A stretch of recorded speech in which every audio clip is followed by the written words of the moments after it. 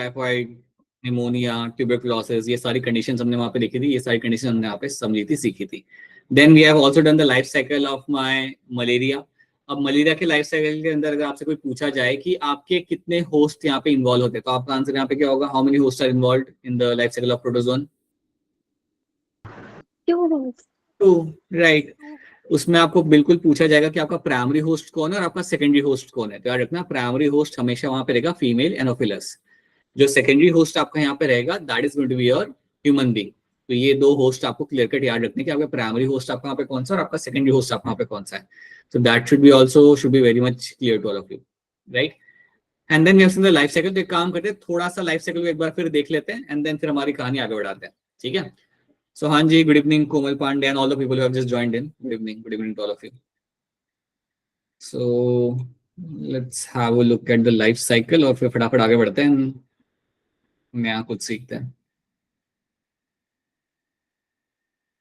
ठीक है.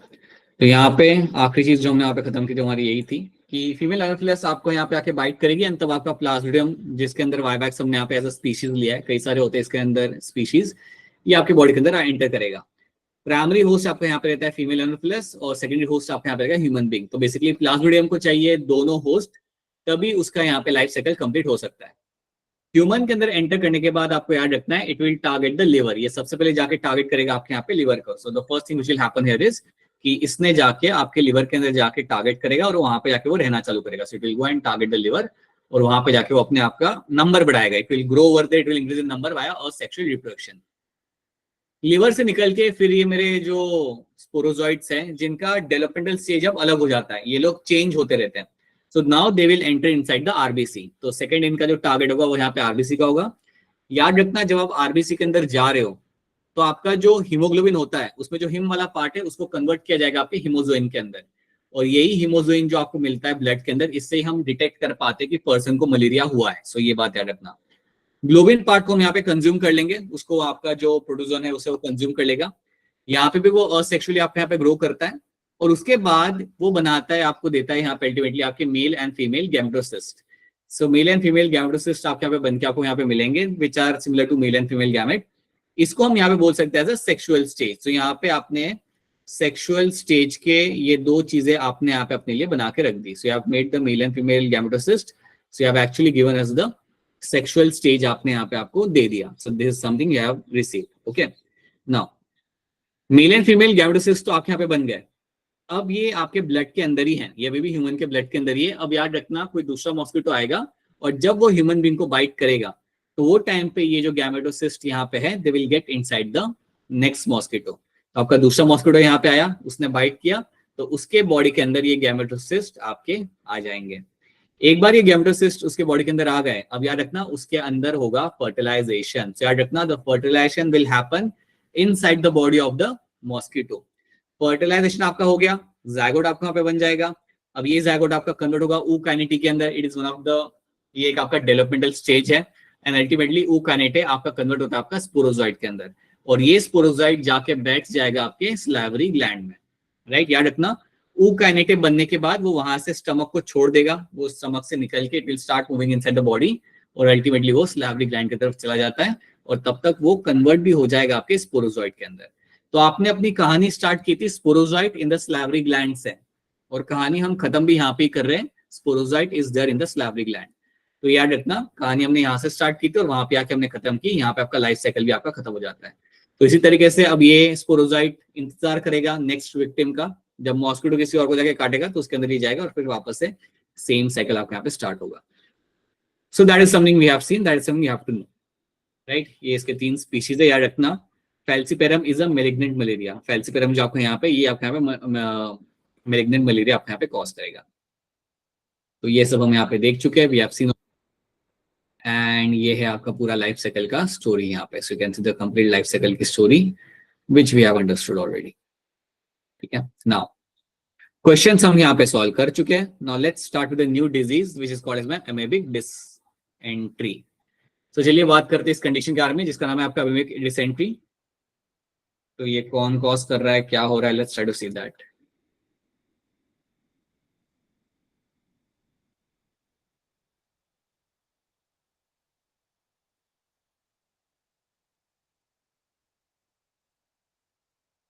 ठीक है।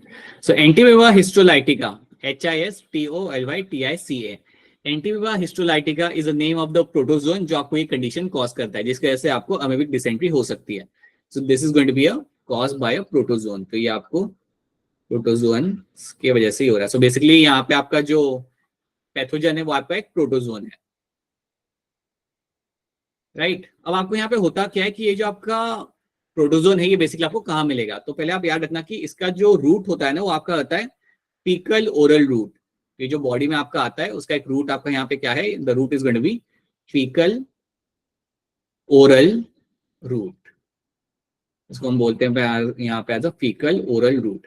अब फीकल ओरल रूट का मतलब यहाँ पे क्या होता है इसको हम यहाँ पे समझते हैं। सो अज्यूम करो कि कहीं पे कोई तो भी फीसिस है, कोई तो भी यहाँ फीकल वेस्ट है, समझो there is going to be some kind of faecal waste. Faecal waste मतलब animal human dung, right, human dung के में आएगा, समझो ये आगे फीकल वेस्ट कहीं पे है। तो आप जानते हो कि फीकल वेस्ट के ऊपर जनरली आपको मिलेगा कि कई सारे हाउस फ्लाई जाके बैठते हैं फीकल वेस्ट के ऊपर, लाइक जहां पे भी आपका ह्यूमन डंग हो या एनिमल डंग हो वहां पे आपको हाउस फ्लाई जाके उसके ऊपर बैठती है, something we have seen that. तो फीकल वेस्ट अगर कहीं पे होगा तो फीकल वेस्ट के अंदर आपको मिलेगा यहाँ पे देखने के लिए, let's say this faecal waste which will have this protozoan. So यहाँ पे क्या होगा, हम यहाँ पे यूज करते हैं एक वेक्टर को। सो आपको जो वेक्टर यहाँ पे होगा, let's say that's a house fly, तो you have a vector over here, और जो वेक्टर हमारा है हम यहाँ पे यूज कर रहे हैं that is going to be the house fly. So you have a house fly, और ये हाउस फ्लाई आप सोचो कि ये इसके ऊपर जाके बैठ रही है। So house fly is coming and sitting on the faecal waste. तो ये हाउस फ्लाई जब किसी फीकल वेस्ट पे जाके बैठ रही है जिसके ऊपर ये प्रोटोजोन है, जिसके अंदर ये प्रोटोजोन है, that house fly now can come and sit on the food. ये हाउस फ्लाई आके हमारे खाने के ऊपर आके बैठ सकती है, और फिर यही खाना हमने हमारा कंज्यूम करना है। So this will now enter inside the, जब ये खाना आपके बॉडी के अंदर जाएगा, so this will basically go inside the human body. So now this food is going inside the human body के अंदर। तो बेसिकली अब आपका यहाँ पे क्या हुआ, आपका जो प्रोटोजोन था अब आपका सक्सेसफुली पहुंच गया है आपके इंटेस्टाइन के अंदर, वो खुश है वहां पे, it has reach into your intestine. और जब ये प्रोटोजोन आपके इंटेस्टाइन में आ जाएगा, अब आपको यहाँ पे क्या देखने के लिए मिलेगा। So now what are the things you will find happening over here. तो यहाँ पे आपको मिल सकता है देखने के लिए सिम्टम्स जो आपके यहाँ पे होंगे, they can be as common as your constipation. Constipation एक बहुत ही कॉमन सिम्टम आपको यहाँ पे देखने के लिए आपको मिल जाता है। Second thing you can find over here is you can have excess of mucus, excess of mucus and blood clot and blood clots in feces। जो उस ह्यूमन बीइंग की जो फीसिस होंगी ना, जो फीकल वेस्ट होगा, उसके अंदर बहुत ज्यादा म्यूकस मिलेगा, उसके साथ साथ you can also find blood clots भी आपको वहां पे देखने के लिए आपको वहां पे मिल सकते हैं। तो ये दो चीजें बहुत कॉमनली आपको यहाँ पे देखने के लिए मिलती है। This are the like some of the common features of this condition of my amoebic dysentery. तो याद रखना हमेशा इसके अंदर कि यहाँ पे हो क्या रहा है, दैट यू आर फाइंडिंग कि कोई फीकल वेस्ट है, या जनरली आपको ये वहां पे होते हुए आपको मिलता है जहाँ पे हाइजीन की थोड़ी कमी होती है, उसे लोकेशन में आपको होते हुए मिल सकता है कि बाहरी लाइक फीकल वेस्ट कहीं पे है, right, like on the surface, वहां से अगर आपकी मॉस्किटो सॉरी आपके हाउस फ्लाइज की वजह से they can get onto the food, this amoeba, this Entamoeba histolytica, and then फिर वो वहां से आपके ह्यूमन बॉडी के अंदर आ सकता है, and then you can have this symptoms which can be very clearly seen। अब ये लाइफ थ्रेटनिंग तो होता नहीं है, बट ये आपको डिस्कम्फर्ट बिल्कुल आपको यहाँ पे कॉज कर सकता है। अगर आप मेडिकेशन अपने यहाँ पे स्टार्ट कर लेते हो देन बिल्कुल आप यहाँ पे ट्रीटमेंट करके you can get relieved over there. तो आपको ये चीज याद रखनी है। अब एक और बात याद रखना कि जब ये बॉडी के अंदर आ गया तो बॉडी में जब भी वो ह्यूमन बीइंग फीसिस पास करेगा ना, तो उसके फीसिस के अंदर कुछ ना कुछ तो आपके वहां पे एंटीमीबा होंगे ही होंगे। सो जब भी ये इंसान फीसिस पास कर रहा है, that amoeba, that particular Entamoeba is something I will always have in the faeces, वो फीकल वेस्ट में हमेशा मिलेगा। तो इसलिए यहाँ पे हाइजीन मेंटेन करना बहुत इंपॉर्टेंट होता है। देखो ऐसा भी हो सकता है कि अगर कंटेमिनेटेड वाटर है, right, so this can also happen because of the contaminated water and food. तो ये बात भी याद रखना कि ये जो कंडीशन आपकी यहाँ पे, this can also happen because of the contaminated water and food, water and food. क्योंकि आपको ये जो प्रोटोजोन है ये आपको पानी में भी मिल सकता है, अगर पानी अगर आप खराब है आसपास का, देन उसके थ्रू भी बॉडी के अंदर ही आ सकता है। So these are the few things you have to know अगर ये बॉडी के अंदर आ रहा है। ब्लड क्लॉट्स याद रखना कि आपको ब्लड के स्टेन्स आपको मिलेंगे, you will find some blood in the faeces. So blood clots जब यहाँ पे लिखा हुआ है, एक बहुत ही इंपॉर्टेंट सिम्टम है आपका यहाँ पे. That basically means you will have the stains, you will have the blood in the faecal waste के अंदर आपको ब्लड्स आपको मिलेगा, और बहुत ज्यादा म्यूकस भी आपको वहां पे मिलता है. So these are the things you have to know. Abdominal pain भी बड़ा कॉमन है यहाँ पे. You will get to see the abdominal pain is very common when a person is suffering with the amoebic dysentery. तो इतनी बात आपको यहाँ पे याद रखनी है. और याद रखना व्हेन आई से द फीकल ओरल रूट, तो आपको ये मालूम होना चाहिए कि अनहाइजीनिक कोई जगह है, वहां से फिर आपके उस रूट के थ्रू ये प्रोटोजन बॉडी के अंदर आ सकता है. ठीक है. So I hope this part is clear to all of you. मुझे आई होप ये आपको ये वाली स्लाइड यहाँ पे सबको यहाँ पे समझ आ रही है, एंड कैसी कंडीशन आपकी स्प्रेड हो रही है. I hope it's clear to all of you. ठीक है. चलो यहाँ पे हम थोड़ा सा देख लेते हैं. सेंटिमीबा हिस्टोलाइटिका यहाँ पे है. Food contaminated by your house fly. देखो हाउस फ्लाई यहाँ पे क्या कर रही है. Then you will get to see symptoms के आपके यहाँ पे कॉन्स्टिपेशन आपको यहाँ पे हो रहा है, एब्डोमिनल पेन जो मैंने आपको बताया था, and you also have stool with excess of mucus and the blood clots. वो आपको यहाँ पे देखने के लिए आपको यहाँ पे मिल जाते हैं. So these are the very common things you find happening in this condition, right. तो प्रोटोजोन वाली आपकी दो आपको याद रखनी है. एक तो आपकी मलेरिया जो वर्ल्ड फेमस है, और दूसरा ये अमेबिक डिसेंट्री. ये दो कंडीशन आपको याद रखनी है जो आपके प्रोटोजोन आपके यहाँ पे कॉज कर रहे हैं. यहाँ पे आप देख सकते हो, यहाँ पे एक इन्फेक्टेड पर्सन है, इसका फीसिस यहाँ पे पास किया, इसका स्टूल यहाँ पे पास हुआ, फीकल वेस्ट से गया, ये like house fly faecal waste से एज अ वेक्टर लेके जाएगी इसको फूड के ऊपर, राइट, एंड देन फूड से it will get into the another person. ठीक है. तो इस तरीके से इसका लाइफ साइकिल इसका आगे बढ़ता रहेगा. That is something you have to know. बड़ी ही सिंपल कंडीशन है, और इतनी बातें आपके साथ ध्यान रखनी है. Now next thing what will get to see here is कि अब कौन सी मेरी डिजीज होती है जो कॉज करी जाती है बाय माय हेलमिंथिस या फंगा. हेलमिंथिस मतलब आपका यहाँ पे निमेटोडा. निमेटोडा मतलब आपका यहाँ पे आप याद कर सकते हो as a round worms. Round worms से होने वाली बीमारियों के नाम अभी हम यहाँ पे देखेंगे, उनमें क्या होता है, एंड फंगाई से क्या होता है वो भी हम यहाँ पे देख लेंगे, right. So now you will have disease cause by helminths. यहाँ पे हम देखते हैं. so, पहली कंडीशन जो आपकी यहाँ पे है दैट इज योर एस्केरियासिस. सो मैं एक काम करता हूँ, मैं आपको यहाँ पे बताता हूँ. Let me show you ascariasis over here. ठीक है. तो यहाँ पे हम देखते हैं what is happening in my ascariasis. तो एस्केरियासिस जब भी आपके सामने यहाँ पे टर्म आएगा तो आपको याद रखना है this is something caused by a Nematoda. It is caused by a Nematoda. या मैं इसको अगर आपको याद हो तो एक और आप यहाँ पे टर्म यूज करें, that's called your round warm. So round warm है आपका ये, राउंड वॉर्म आपका ये कॉज कर रहा है. So this is caused bye round worms. ठीक है.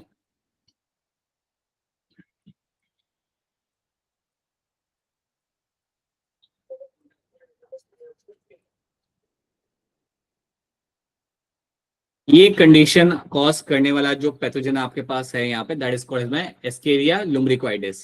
सो एस्केरिया लुम्ब्रिक्वाइडिस आपका वो पैथोजन है या आपका वो राउंड वॉर्म है जिसकी वजह से ये कंडीशन आपकी कॉज होती है.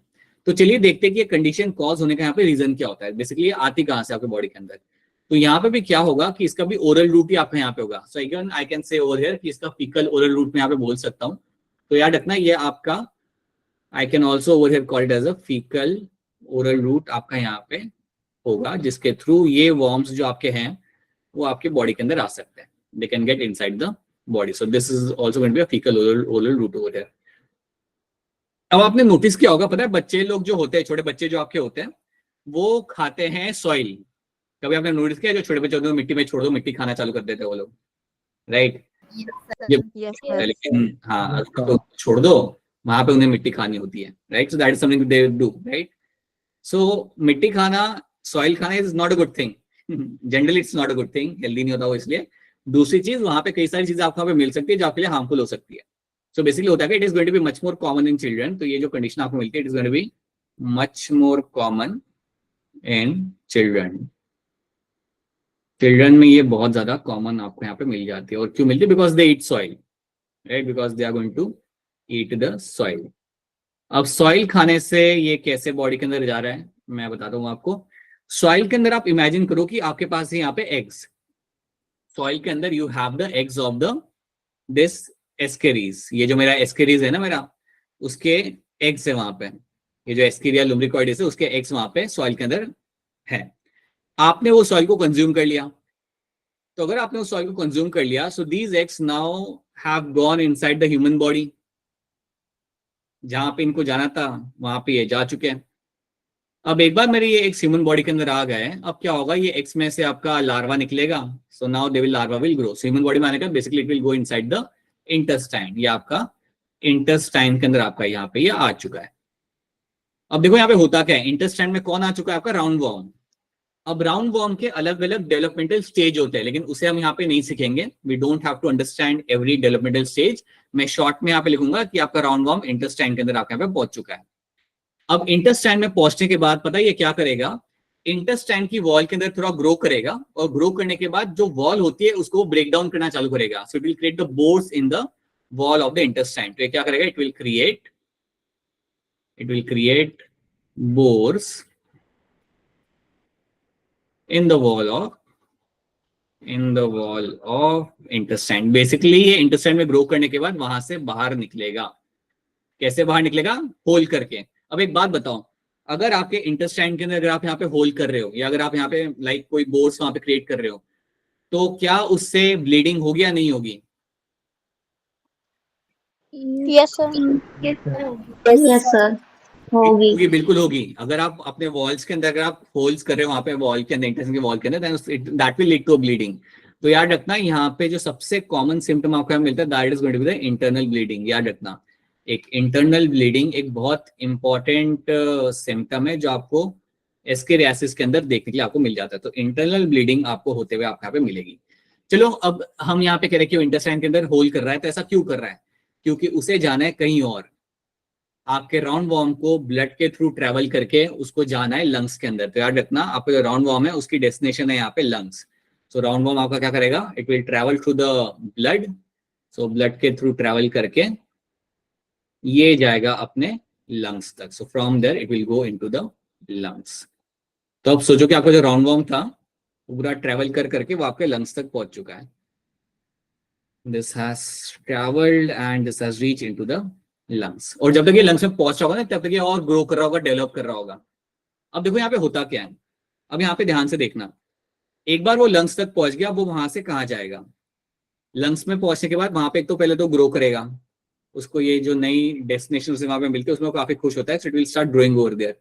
और लंग्स में पहुंचने के बाद लंग्स से अब वो जाएगा आपके ब्रोंक्यूल्स के अंदर। It will go inside the bronchioles. From the bronchioles, it will go inside the bronchi. From the bronchioles, it will go inside the bronchi. अब आप देखो यहाँ पे हो क्या रहा है, वो ऊपर जा रहा है। लंग्स में था, वहां से ब्रोंक्यूल्स में गया, ब्रोंक्यूल से वो ब्रोंका में गया। So it is going in the upper direction. So bronchi से now it will go into the trachea. ये आपका वहां से जाएगा ट्राइकिया के अंदर। And from the trachea now it will go inside the pharynx. अगर आपको याद हो तो आपने बचपन में पढ़ा होगा, pharynx is a common pathway for my oesophagus, for my respiratory tract and for my food pipe. दोनों के लिए फेरिंग्स आपका कॉमन होता है। कभी अगर आपने 9th में अगर आपको याद करोगे आप, तो आपने पढ़ा होगा ये चीज, pharynx is common for your GI tract के लिए। फेरिंग्स आपका आता है जब आप खाना खा रहे होते हो, तो बकल कैविटी से पहले जाता है फेरिंग्स में, then it goes into the food pipe. आपकी जो एयर होती है वो भी फेरिंग्स से पास होके आपकी जाती है विंड पाइप के अंदर। तो देखो आपका यहाँ पे हुआ क्या, आपका जो राउंड वॉर्म आपके पास था यहाँ पे, ये आपका पूरा ट्रेवल करके from the lungs, from the bronchioles towards the bronchi, trachea, ये पहुंचे आपके फेरिंग्स के अंदर। और फेरिंग्स तक पहुंचने के बाद वहां से वो डायरेक्टली जाएगा वापस से स्टमक के अंदर। आपने पता है कभी नोटिस किया होगा, जब आपको बहुत ज्यादा सर्दी होती है और जब आपका कफ इकट्ठा होता है, देन यू स्वॉलो दैट कफ। वो जो जब आपका कफ आता है आपके अंदर, like in your buccal cavity, then you swallow that कफ अप, राइट? उसी तरीके से जब आपका यहाँ पे फेरिंग्स तक आपका वॉर्म पहुंचेगा ना, वहां से it will enter inside the stomach. तो फेरिंग्स से आपका ये अब डायरेक्टली यहाँ से जाएगा आपका स्टमक के अंदर, और स्टमक से ये पहुंचेगा वापस से इंटेस्टाइन के अंदर। सो स्टमक से this will now reach into the intestine again. अब आप मुझे कह सकते हो कि सर इतना वो लंग्स तक गया, वापस घूम फिर के वो इंटेस्टाइन के अंदर क्यों आया फिर? तो याद रखना, it is a part of its life cycle.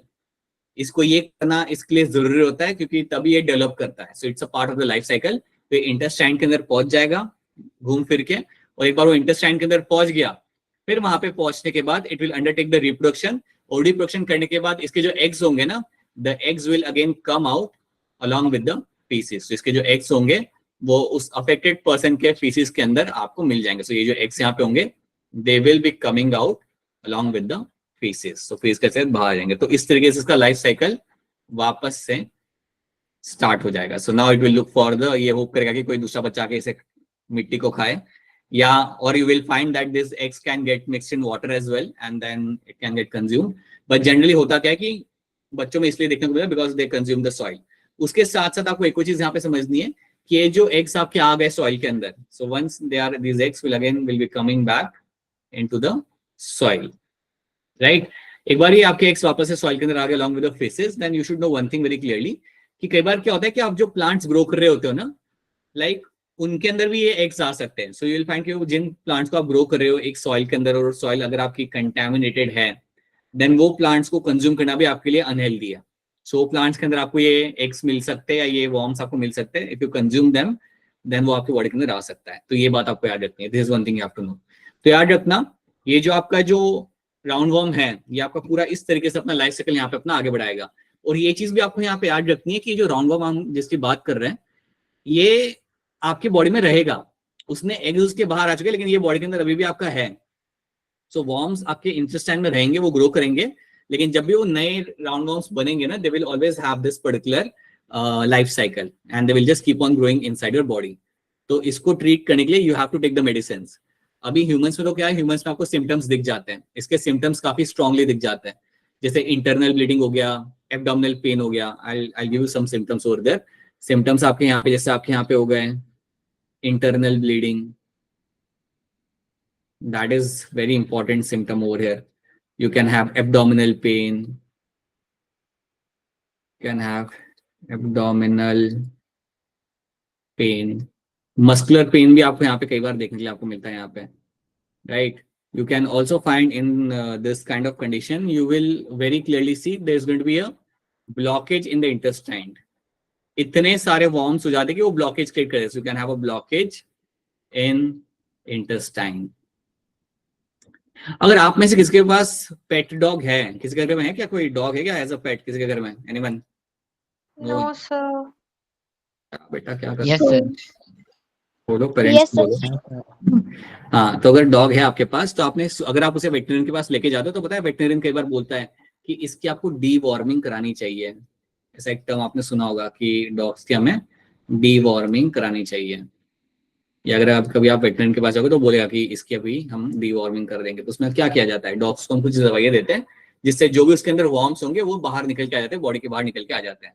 ठीक है.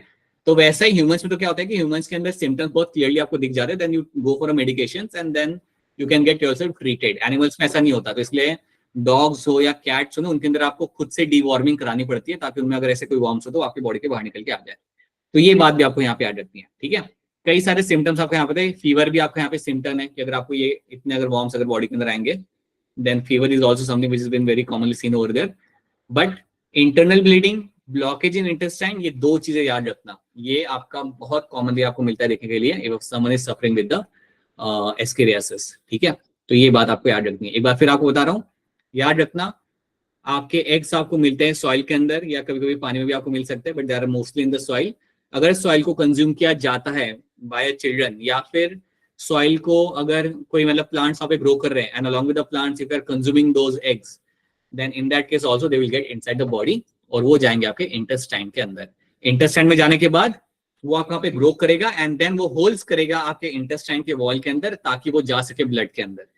इंटरनल ब्लीडिंग आपको यहाँ पे देखने के लिए मिल सकती है. एक बार ब्लड में आ गया राउंड वॉर्म, देन वहां से वो जाएगा लंग्स पे एंड लंग्स से now it will start going in the upper direction. Bronchioles, bronchi, trachea and pharynx. From pharynx, again it will come back into stomach and intestine and that's how the life cycle it is going to be. Intestine मैंने कहा उसका same वो reproduce करेगा और number बढ़ाएगा and you can find जब भी ये person feces pass करेगा it will have the eggs over there. So that is something you find happening in the Escherichiasis. तो क्या ये वाली कहानी आप सबको यहाँ पे समझ आ रही है? Is this story clear to all of you? Yes, sir. Yes sir. Yes, sir. कोई भी Yes, अगर sir. कंसर्न हो तो बता देना. ठीक है. अगर कोई भी चीज का वो लगे कि ये क्या हो गया then please let me know. So let's have a look now from this side. यहाँ पे क्या क्या मेंशन किया हुआ है देखो. इनसाइड में इतना डिटेल में मेंशन नहीं किया बट आपको ये चीज मालूम होनी चाहिए because you can find certain things coming in the exam. So certain things थोड़ा आपको मालूम रहना चाहिए. ठीक है. So you have this food contaminated by eggs of Escherichia, ये आपका हो गया यहाँ पे Escherichiasis। देखो ऐसे होते वॉर्म ये। Symptoms internal bleeding, muscular pain, fever. हाँ, अगर आपके इंटरनल ब्लीडिंग हो रही है देन आपका आरबीसी का अमाउंट तो नीचे जाएगा, so you can have anaemic condition भी आपको यहाँ पे हो सकती है। So anaemia is also something which is been commonly seen, and then you have a blockage of the intestinal passage. इतने वॉर्म्स वहां पे हो जाते हैं कि आपको वहां पे ब्लॉकेज क्रिएट होता है, तो ये भी आपको देखने के लिए मिल सकता है। So these are the things you have to know, these are the conditions for my ascariasis. चलिए, ट्रांसमिशन कैसे हो रहा है? एक लड़का है, उसके अंदर आपके पैरासाइट हो चुका, आ चुका इंटेस्टाइन के अंदर, राइट? एगले रिलीज करेगा into the faecal waste. Faecal waste plants में आ गए, समझो क्रॉप्स में आ गए, एंड प्लांट्स को हमने कंज्यूम किया वापस लड़के में जिस लड़के को ऐसी बीमारी थी उसको वापस मिल गई, right? So you find, I hope you understand what is happening in the life cycle. This is what you find happening in the ascariasis. ठीक है, नाउ तो हम बात करते हैं हमारी दूसरी कंडीशन का, दैट इज माय फिलिरियासिस। फिलिरियासिस जिसे हम इवन कहते हैं यहाँ पे एलिफेंटियासिस, ये आपका कॉज करेगा आपको यहाँ पे एक और राउंड वॉर्म है आपका यहाँ पे,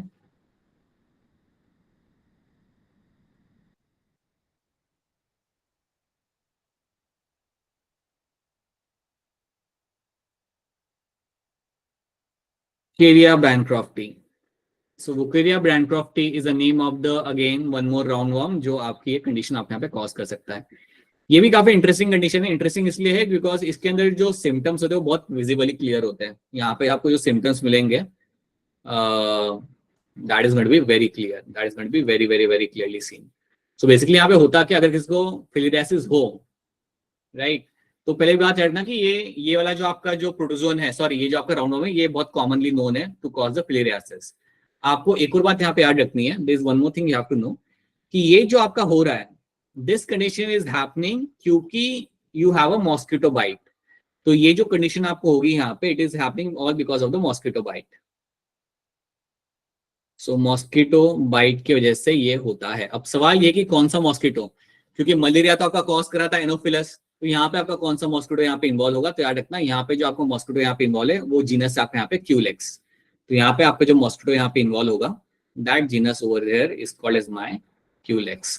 तो क्यूलेक्स जीनस याद रखना, जीनस आपका यहाँ पे क्यूलेक्स है। देखो अभी तक आपने ना कई सारे आपने यहाँ पे वो देखे हैं जीनस, एक तो क्यूलेक्स आपने देखा है, फिर आपने एक देखा है आपका एडीज, कुछ याद आ रहा है? हमने ये देखा था पिछले क्लास के अंदर, एडीईएस, एडीज भी हमने देखा है। और जो उसके अलावा जो हमने देखा है दैट इज माय एनोफिलस, ये भी हमने देखा है। तो हर एक जीनस का आपको याद रखना है कि कौन कौन सी टाइप की बीमारी कॉज कर रहा है। एनोफिलस तो आपको मलेरिया कॉज करता है, दैट्स इट। एडीज के साथ याद रख लेना, Aedes is the one which will cause you chikungunya, ये आपका डेंगू कॉज कर सकता है, तो ये आपका हो गया एडीज वाला जीनस। और क्यूलेक्स के बारे में याद रखना है, क्यूलेक्स आपका कॉज करेगा आपका यहाँ पे your filariasis. So filariasis is caused by the Culex. तो ये बात आपको क्लियर कट दिमाग में रहनी चाहिए।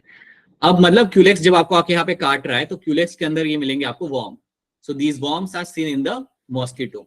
सो ये क्यूलेक्स के अंदर आपको यहाँ पे वॉर्म मिलेंगे, और अगर वो वॉर्म आपकी बॉडी के अंदर आए तो देखो यहाँ पे क्या होता है। So once they enter inside the body, they are going to infect the lymphatic system.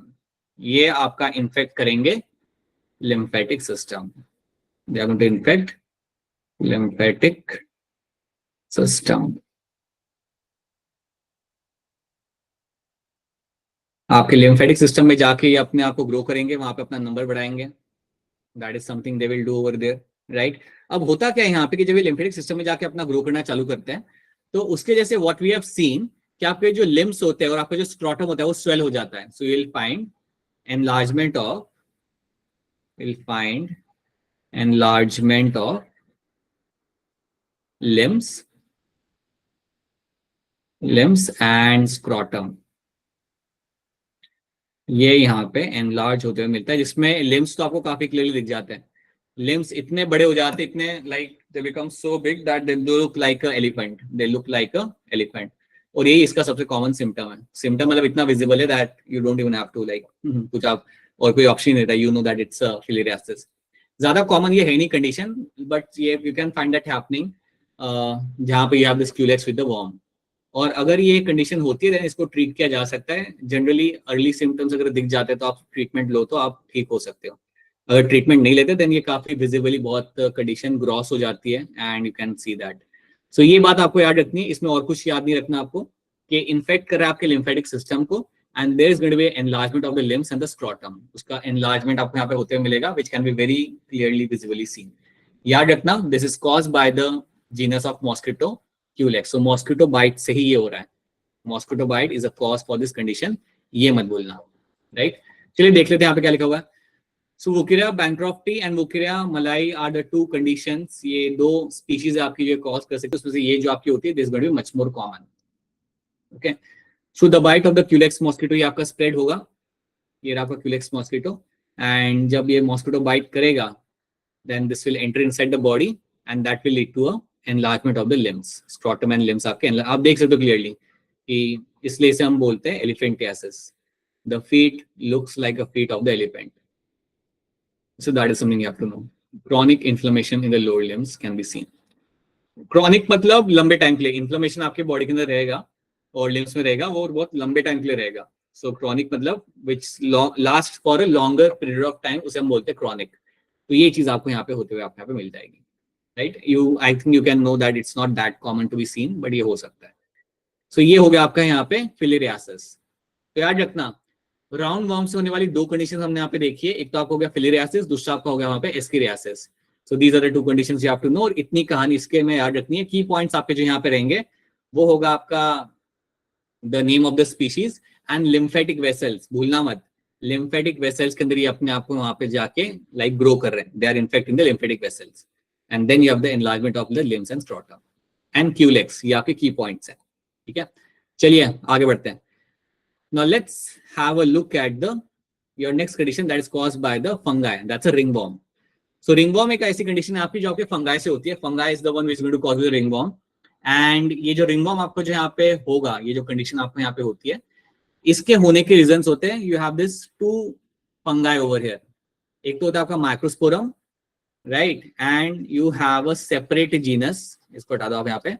You have a separate genus, that's my trichophoton. तो ट्राइकोफोटॉन भी आपका यहाँ पे एक सेपरेट जीनस आपका यहाँ पे हो जाएगा। So Trichophyton is also separate genus over here. अब ये जीनस जो आपके यहाँ पे ये आपको कॉज कर सकते हैं रिंगवॉर्म। अब रिंगवॉर्म में होता क्या है, जनरली क्या मिलेगा आपके नेल्स के ऊपर, आपके स्किन के ऊपर, आपके स्काल्प के ऊपर, इवन आपके हेयर के ऊपर, यू कैन फाइंड कि आपको वहां पे ड्राई रैशेज आपको वहां पे मिलेंगे। ड्राई रैशेज आपको वहां पे मिल सकते हैं जिन्हें हम कहते हैं लीजन्स, जिन्हें हम वहां पे यूज करते हैं term as a lesions, right? So you can call them as a scaly lesions. ये आपको देखने के लिए मिल सकते हैं। So scaly lesions are something you will find on the certain areas like your nails, like your skin and your scalp. इसके ऊपर आपको ये ड्राई लीजन्स आपको देखने के लिए मिल सकते हैं। अब जब आपको ये ड्राई लीजन्स आपको यहाँ पे देखने के लिए मिल रहे हैं, तो आपको ये बात याद रखनी कि ये जनरली होता कब है। लाइक ये रिंगवॉर्म जो कंडीशन है या जो आपकी फंगाई की जो कंडीशन है, ये जनरली होती कब है। आप कभी नोटिस करना, आप गर्मियों के टाइम पे अपने खाने को बाहर नहीं रख सकते। गर्मियों के टाइम पे आप अपना खाना ऐसे दोपहर को रख के ऐसे नहीं सो सकते, right. You have to keep that into a fridge के अंदर, आप बाहर नहीं रख सकते। अगर आप बाहर रख दोगे तो वो जल्दी खराब हो जाएगा। चलो उसको जाने दो। आप कभी ये नोटिस करना, अगर आप बाथरूम में कभी कोई छोटा सा कपड़ा छोड़ दो ना उस एनवायरमेंट के अंदर, तो कुछ टाइम के बाद आपको उसके ऊपर फंगस ग्रो करता हुआ मिल जाएगा।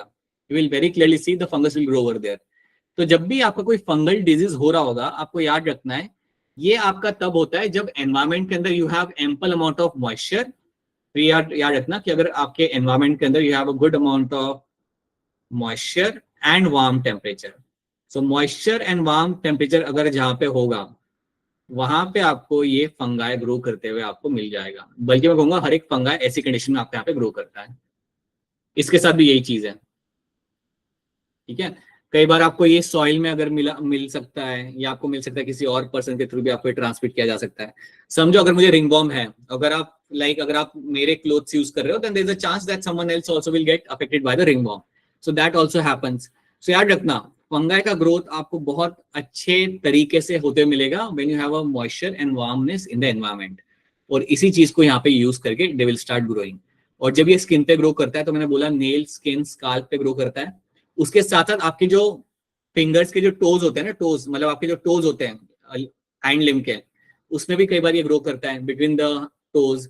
और you can also find them growing in the groin, groin वाले पार्ट में भी आपको ये ग्रो करते हुए आपको मिलेगा, तो ये भी मैं मेंशन करता हूँ. You can find them growing in the groin as well, you can find them growing in the groin, groin वाले एरिया के अंदर भी आपको ग्रो करते आपको ये मिल सकते हैं. And also in between the toes, between toes. ठीक है, right. And then you have other speech. तो यहाँ पे 3 जेनेरा है आपके पास, यहाँ पे माइक्रोस्पोरम, ट्राइकोफाइटोन एंड एपिडर्मोफाइटोन. ये 3 जेनेरा आपको यहाँ पे आ रखते हैं, Epidermophyton, Trichophyton and your Microsporum. These are the 3 genera you will get to see which are known to cause you the ringworms. तो ये चीज आपको यहाँ पे आ रखती है. मोड ऑफ इन्फेक्शन क्या है आपका यहाँ पे? क्लोथ आपने एक्सचेंज कर लिया, टॉवल एक्सचेंज कर लिया उस पर्सन के साथ जिसको ऑलरेडी रिंगवॉर्म था, या आपने उसका कॉम यूज कर लिया. So in any of the case you can find you will also have the ringworm, right. Symptoms क्या है आपके पास यहाँ पे? Dry scaly lesions, dry scaly lesions on the skin causing itchiness. तो बहुत ज्यादा आपको वहाँ पे जाने का दिल करेगा बिकॉज आपको इचीनेस वहाँ पे आपको ज्यादा मिलेगी. These are the only things you have to know. इसमें जो की टर्म्स आपके पास है यहाँ पे वो है आपके इन ये नाम, ये जो 3 स्पीशीज है ना आपके, जीनस है ना आपके, आपको याद रखना है. माइक्रोस्पोरम, ट्राइकोफोटोन एक दूसरा जीनस आपका यहाँ पे होगा, और तीसरा आपका यहाँ पे होगा एपिडर्मोफाइटोन. याद रखना ये फंगस कौन सी कंडीशन में ग्रो करेगा?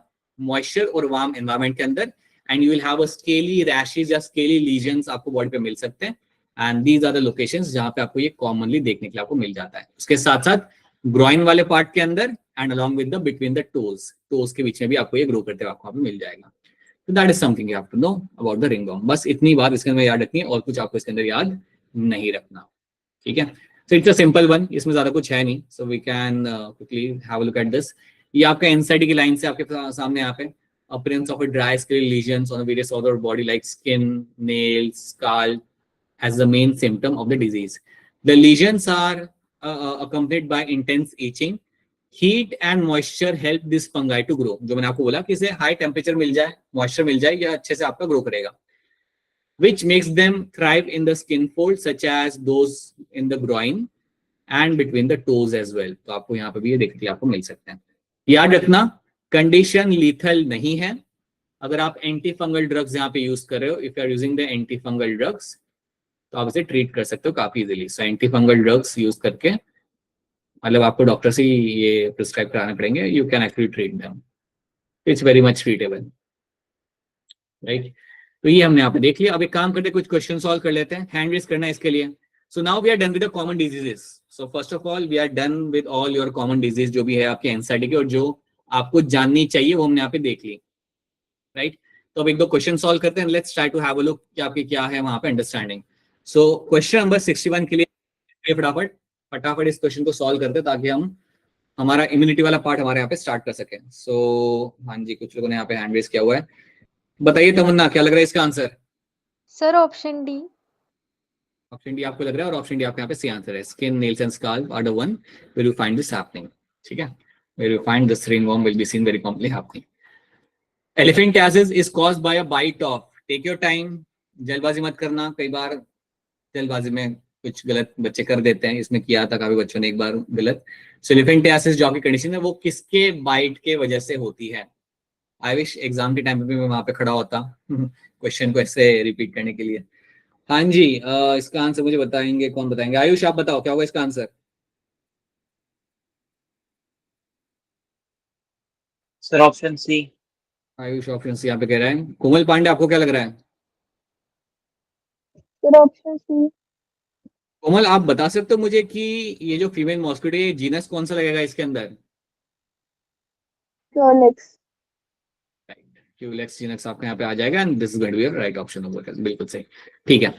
फिलिरियासिस is also known as. Filariasis को हम यहाँ पे और भी क्या यहाँ पे कहते हैं? Again it's a simple question. जल्दी इसका किशोर बताओ इसका आंसर क्या होगा?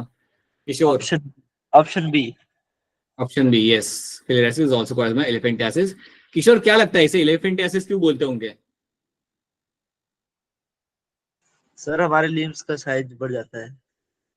एलिफेंट जैसा हो जाता है, ऐसा बोला ना, बढ़ जाता है क्या? बड़ा, like it looks like elephant limb, that's why it looks like elephant foot.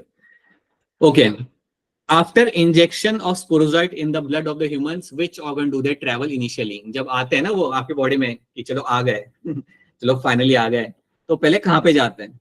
Where do they go initially, right? तो please raise your hand to answer this. Chetna, क्या लग रहा है इसका answer? Sir D option. Muskan Kumari, आपको क्या लग रहा है? Sir option D. दीप्ति, आपको क्या लग रहा है? Sir option D. दीप्ति, आप मुझे बताओगे लिवर से फिर वो कहाँ पे जाएंगे? पहले वो लिवर पे जाएंगे, वहां पे ग्रो करेंगे, हैप्पीली ग्रो करेंगे, फिर वहां से कहाँ जाएंगे? Brain. RBC, RBC, RBC, they will get into the blood and they will go into the RBC. उनका नेक्स्ट टारगेट वहां से आपका होगा आरबीसी का। ठीक है, सो इस लिवर उनका हो गया यहाँ पे initial target. Entamoeba histolytica causes dash in the humans, कौन सी बीमारी ये यहाँ पे कॉज करता है? So what kind of disease it is to cause over here? बताइए अभिषेक, क्या होगा इसका आंसर? Sir B. कनिका, क्या लग रहा है आपको? Sir B. कनिका, मुझे किस चीज का ध्यान रखना चाहिए अगर मैं चाहता हूँ कि मुझे ये बीमारी ना हो तो? सर कंटामिनेंट वाटर नहीं अज्यूम करना चाहिए। ठीक है, and how I can assure that कि मेरा पानी कंटेमिनेटेड नहीं है वहां पे? मैं इसका सॉल्यूशन क्या निकाल सकता हूँ?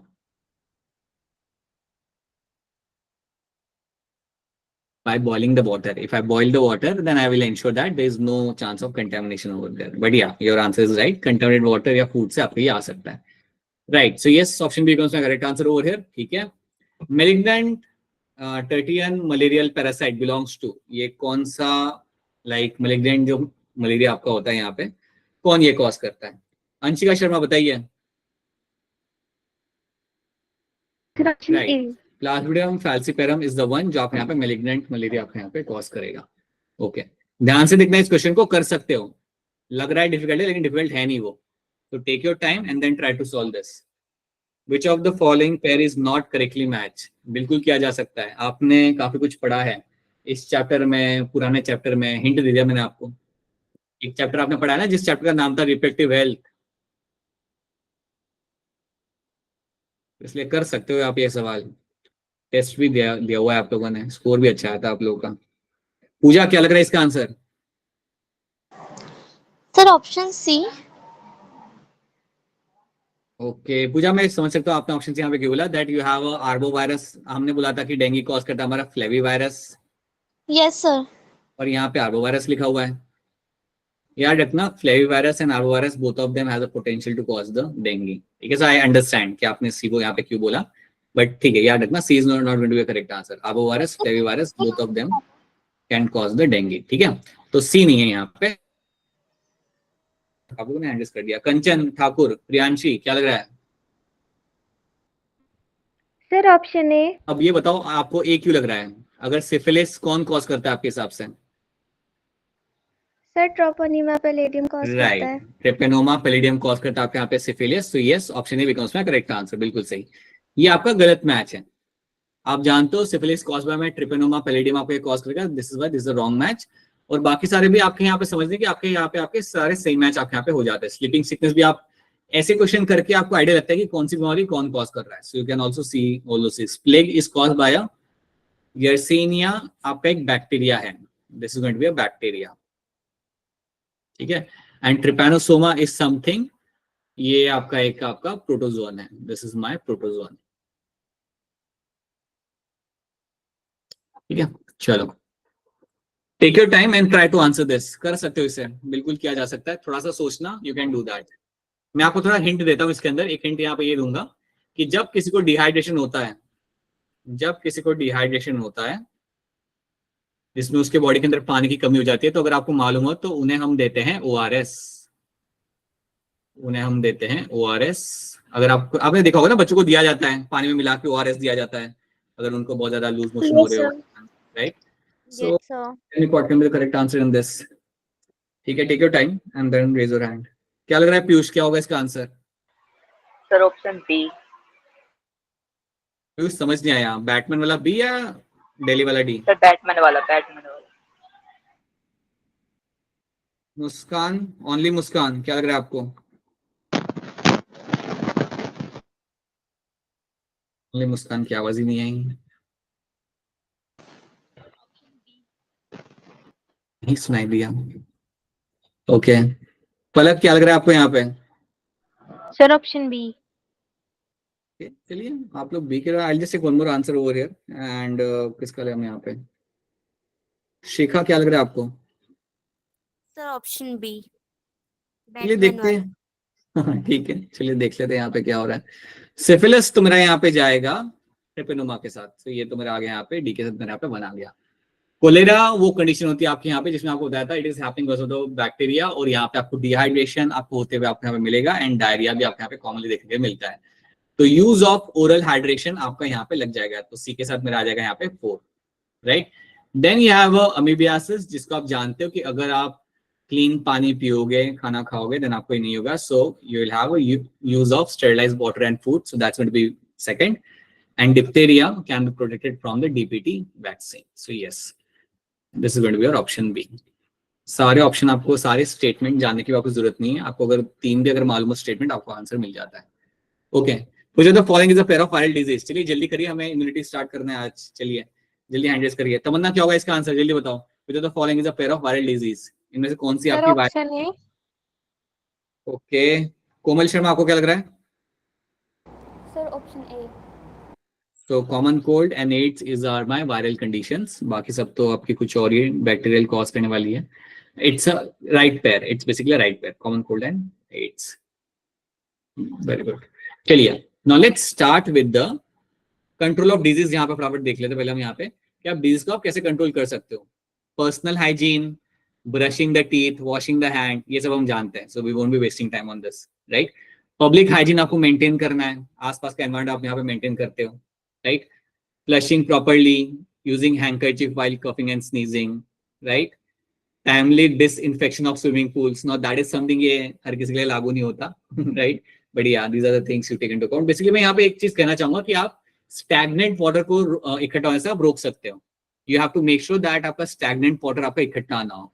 कई बार आपके आसपास पानी इकट्ठा हो जाता है ना, वो नहीं होना चाहिए। अगर आप उसे होने दे रहे हो then there is a likely chance कि वहां पे फिर आपके मॉस्किटोज ग्रो करेंगे और कई सारे दूसरे पैथोजेंस भी आपके ग्रो करते हैं। सो ये बात याद रखना, these are the things you know. Food को कवर करके रखो, drink clean water, these are the things you already know. Vectors को कंट्रोल करना, then not allowing stagnant water, ये बात इंपॉर्टेंट है, याद रखना। अब जब मैं बात कर रहा हूँ not to allow stagnant water to accumulate, तो इसमें आप ये चीज याद रखो कि अगर आपका स्टैग्नेंट वाटर इकट्ठा हो रहा है तो उसमें आपके मॉस्किटो ग्रो करेंगे। अब अगर आपके यहाँ पे मॉस्किटो वहां पे ग्रो कर रहे हैं, मॉस्किटो ग्रो करेगा या दूसरे आपके बैक्टीरिया प्रोटोजोन आपके वहां पे ग्रो करेंगे, इसको आप कैसे डील कर सकते हो? तो याद रखना, कहीं पे भी अगर आपको स्टैग्नेंट वाटर मिलता है, रुका हुआ अगर आपको पानी मिलता है कहीं पे भी, तो आप वहां पे एक फिश रिलीज कर सकते हो जिसका नाम होगा गम्बासिया। सो गम्बासिया एक फिश का नाम है, Gambusia is the name of the fish, और इस फिश को मैं काफी इजीली रिलीज कर सकता हूं इस पॉन्ड के अंदर या इस एरिया में जहां पे मेरा पानी इकट्ठा हो चुका है। अब ये हम गम्बासिया फिश को हम यहाँ पे क्यों रिलीज करते हैं? गम्बासिया जो बेटा फिश होती है ना, वो आपके लार्वा को खाती है मॉस्किटो के, दे will start feeding on the mosquito larva. तो कहीं पे भी अगर रुका हुआ पानी हो, आपने अगर गम्बासिया फिश वहां पे डाल दी, देन वहां पे मॉस्किटो ग्रो नहीं कर सकता, वहां पे मॉस्किटो कभी ग्रो नहीं कर सकता। You will never find mosquito growing over there. तो ये एक इंपॉर्टेंट पॉइंट आपको याद रखना है कि अगर आपको कहीं रुका हुआ पानी मिले, देन आप वहां पे गम्बासिया फिश को डालते हो। ऐसा नहीं है कि आपके अगर टायर के अंदर पानी आ रहा है तो उसमें आप फिश नहीं डालोगे, उसमें बस आप ध्यान रखोगे कि पानी इकट्ठा ना हो वहां पे, right. But if nearby area you find some water is getting accumulated, right, small pond जैसा वहां पे बन रहा है, then you release the fish over there, ठीक है। अब आपके दिमाग में एक क्वेश्चन आ सकता है, सर फिश कहाँ से लाए? This is a question you can come in the head ना कि सर पॉन्ड तो दिख गया यहाँ पे, लेकिन फिश ये कहाँ? तो बेसिकली होता क्या है कि आपके ये जो गवर्नमेंट के ऑफिसेज होते हैं ना, जिन्हें हम वार्ड्स कहते हैं, right, you I don't know what you must have heard this और नॉट, कि आपके जो लोकल जो आपके वार्ड्स होते हैं या लोकल जो गवर्नमेंट के ऑफिसेज जो आपके वहां पे होते हैं आपके एरिया के आसपास वाले, जनरली उनके पास ये फिश होती है, generally they have those fishes, right. तो इन गवर्नमेंट ऑफिस के अंदर आप जाओगे तो आपको फिश वो फ्री में दे देते हैं, फ्री में मतलब बहुत सारी होती है, it's grows rapidly, the fish goes very rapidly, तो आपको निकाल के दे देंगे and then you can take those fish. उसमें से आधी छोड़ देना पानी के अंदर, आधी अपने पास एज अ एक्वेरियम में भी आप रख सकते हो। तो that is something you have to do. So बाकी use insecticides, you know that, mosquito net, ये सब ठीक है। ये रही आपकी गम्बासिया फिश, शायद आपने देखी भी होगी। सो Yes, sir. तो इसको आप इंट्रोड्यूस करते हो पॉन्ड के अंदर और ये बहुत रैपिडली ग्रो करती है। So you release them and they just keep on growing there rapidly. So it's quite अच्छी बात होती है. कभी नोटिस करना, कभी भी रुका हुआ पानी होगा ना कोई मॉल वॉल के पास में, तो वो लोग डालते हैं वहां पे, so that they don't generate mosquitoes. All right, so these are the things you have to know. And then they have given you certain more things. The use of vaccine and immunization program have enabled us to completely eradicate deadly disease like a smallpox. इसको हम already eradicate कर चुके हैं world से. And a large number of other infectious disease like polio, diphtheria, pneumonia, and tetanus have been controlled to a large extent by the use of the vaccine. और इनको भी हमने काफी हद तक control किया है by the use of the vaccine. So that's the information you have to know. कुछ diseases आपकी निकल चुकी है, कुछ को हमने control किया हुआ है, और कुछ के ऊपर अभी भी काम चल रहा है कि उन्हें हम कैसे कंट्रोल कर सके. ठीक है, this is something you have to understand. अब हम स्टार्ट करते हैं हमारा नया topic, that is your immunity. Immunity की जब मैं बात करता हूं तो याद रखना, it is a branch which is called as your immunology. एक ब्रांच है आपकी साइंस के अंदर इम्यूनोलॉजी. जब आप एमबीबीएस करोगे तो आपको एक सेपरेट टॉपिक आएगा, यूनिट होगा आपका, टॉपिक में एक यूनिट होगा पूरा इम्यूनोलॉजी के ऊपर. इट्स आपके बॉडी में you have your immune system, और आपका इम्यून सिस्टम आपको बचाता है सारे फॉरेन पैथोजन से. याद रखना, आपका जो इम्यून सिस्टम आपके बॉडी के अंदर है, ये आपको बचाएगा सारे बाहर के बैक्टीरिया, वायरस, जो भी आपके बॉडी के अंदर आता है ना, उससे बचाता है आपको आपका यहाँ पे इम्यून सिस्टम. सुना होगा ना आपने, लोग कहते हैं इनका इम्यून सिस्टम वीक है, इनका स्ट्रांग है, या ये करो तो आपका इम्यून सिस्टम स्ट्रांग होगा. जब कोविड हुआ था तो हर एक चीज जो मार्केट में आ रही थी उस पर लिखा होता था immune booster, increase immune efficiency. Even Horlicks and Bournvita के डब्बे भी लिख के आता था इम्यून बूस्टर करके, बट ऐसा नहीं होता. That's not how it works actually. But yeah, you have your immune system and it is a branch called as my immunology.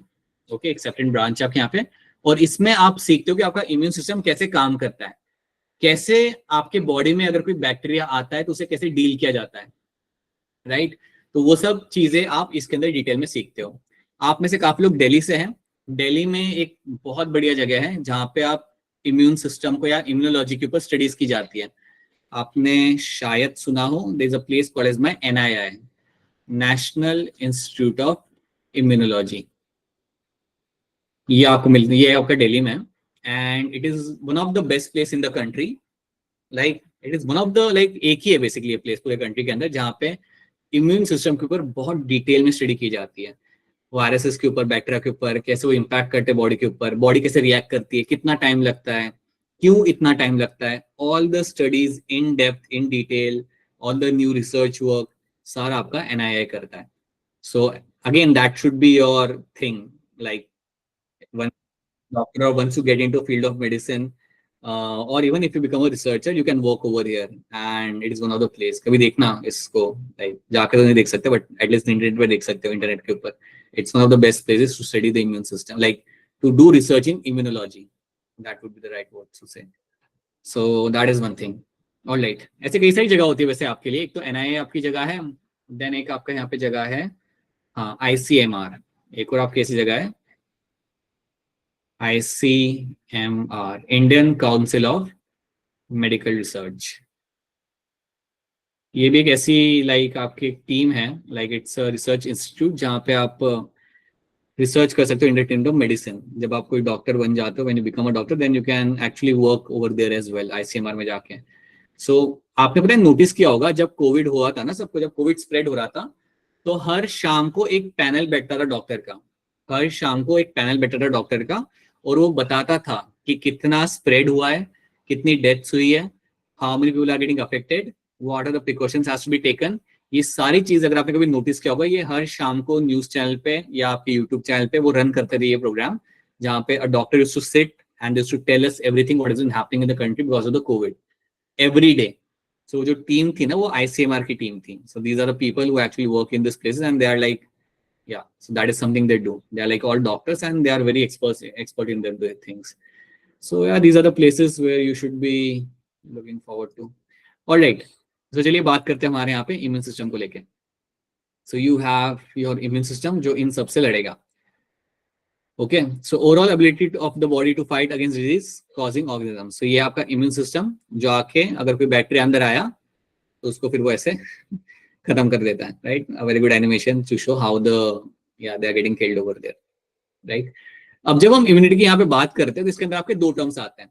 पहला टर्म आपके पास यहाँ पे दैट्स माय इनेट इम्यूनिटी, पहला टर्म आपका यहाँ पे होता है, इसको हम बोलते हैं यहाँ पे इनेट इम्यूनिटी।